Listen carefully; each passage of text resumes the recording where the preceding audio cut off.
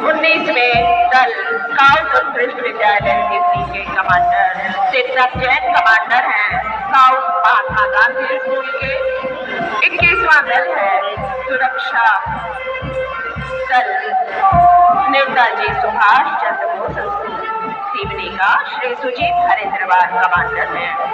22वां दल है guide VM मिश्री रेड क्रॉस सिवनी का सुश्री रागिनी ठाकरे कमांडर है।